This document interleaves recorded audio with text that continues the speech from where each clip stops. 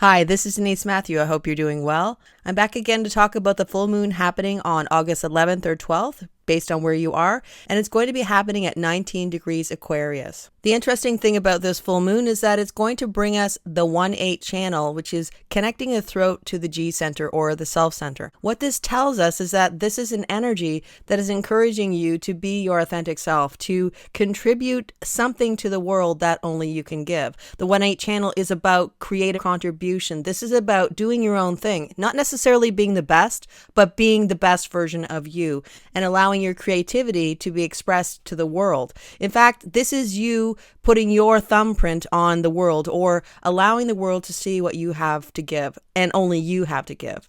This reminds us that we all have unique gifts. We are all unique. And with Mars in the gate 8 and the South Node in the gate 1, this might be saying that there was once a time in your life when you were able to express yourself authentically. But over the years, life might have gotten in the way. Responsibilities, growing up, having to make a life for yourself, bringing in abundance, all the things that we are expected to do when we start to grow and mature. And slowly everything chipped away until all there was potentially working to make a living, going to a job potentially that you don't love, wishing for something different, and yet being faced with the same thing over and again. This could be being in a relationship that doesn't fulfill you anymore.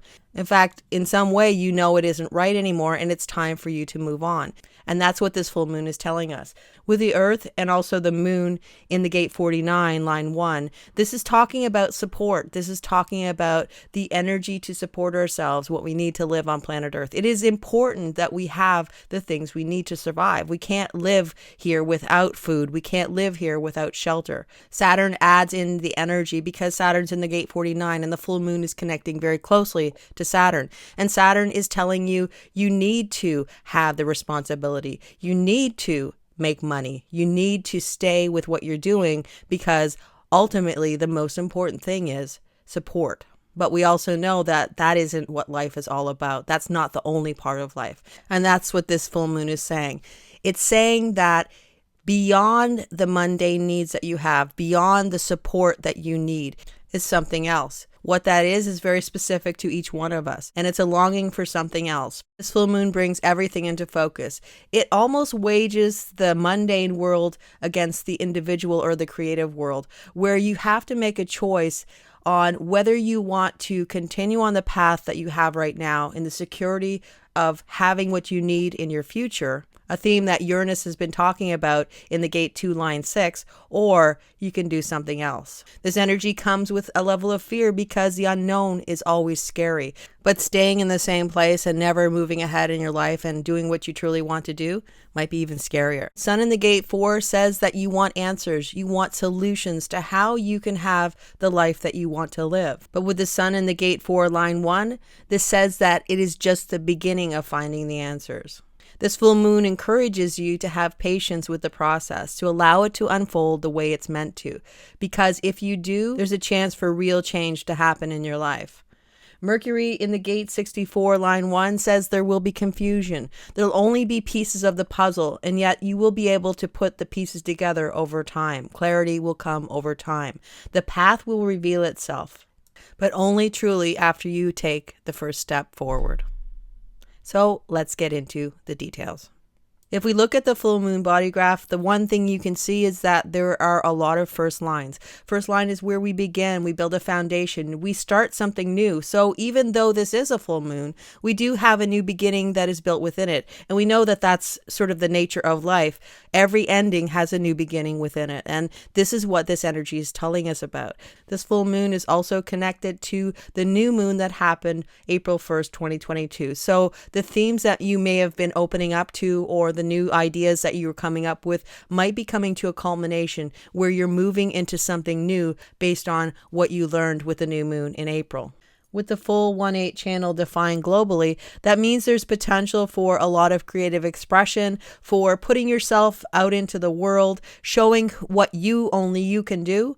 but also the potential, because you're speaking from the core of your being, from yourself, when you have this channel defined, which we all will have. It says that there's potential for you to feel very impacted by anybody who is criticizing what you have to say. This is projected energy, meaning that if we are waiting and being acknowledged for what we have to offer, then there's potential to be received in a more positive way, or a way where you're feeling seen and understood. But if you go out and show everybody or tell everybody what you can do or what only you can do, then that's when there's potential for people to shut you down and not want to listen to what you have to say. And especially with this transit, it can be extremely impactful and make you not want to go out into the world again. So that's something to keep in mind, especially with this full moon and for the next 2 weeks going forward, is to make sure that the best circumstances are aligned with when you want to share. That way, you'll have a better opportunity to have people see you for what you truly can give. Mars in the gate 8, line 1, reminds you that even if you are out in the world and you are bringing your unique contribution to the world, you don't need to be assimilated into the collective. In fact, you can still retain your individuality, and yet you can work with other people. This says you don't have to lose yourself to be accepted by the world, to be accepted for what you can give to the world. The South Node in the gate 1, line 5 comes with a lot of projection or preconceived notions that people may have. And this is actually connected to the talent and creative ability that you have. So there's potential for you to be seen and heard for what you can give, and waiting to be acknowledged when your aura says, I have something important to share, will give you the opportunity to be seen and heard in the best possible way. Mercury says you will have the pieces to the puzzle of how you want to move forward in your life, but you won't have the full picture, and that will come with time. This reminds you that patience is key, and understanding that waiting to have everything fall into place, waiting for all the details, waiting for the big picture to show up so that you can see how things are going to progress might be to your advantage. And Venus in the gate 56, line 5 adds emphasis to the idea that you will be seen, you will be discovered, but it's a timing thing. When the timing is right, that next step to the plan will show up. And an interesting part of Venus in the gate 56, line 5 is this idea that being unusual is potentially more attractive with this particular energy. So if you have something that is unusual or not usually done, then this might be a time when it might have more opportunity to gain traction. But once again, it is all about right timing and the right people asking the right questions so that you can share with them so that they can start to help you move forward in life. And with the Earth and also the Moon in the gate 49, line 1, the law of necessity, it says that whatever we revolt against or push back against, it needs to be for a good reason, not just because we want to just revolt. This has to have a real reason to go against the status quo. It's also a time where we could see more propaganda and selling a point of view, even through social media, about why there is a need to revolt, even if there really isn't a good reason to do it. Ra-Uru called this a line of helter-skelter, where things were made to look a certain way so that there would be a revolution or a revolt. Nowadays, we would call it a false flag. So it might be globally that we see something happen that looks a certain way, but later it's unveiled to be something completely different. Ultimately, this is encouraging us to be our own authority, to connect with our own inner knowing, so we can decide what's true for us and what is an illusion, to not be drawn into something that isn't really of value to us. But if it is of value to us, then there is a lot of push and energy to get things done, to get the status quo shifted, because this is powerful energy that can make impactful changes in how we are supported by the system and life in general when the cause is worthy. Well, that's it for the full moon. I hope you have a great full moon. And if you want even more information about the transits, please check out my community page where I do daily posting on what's happening in the skies.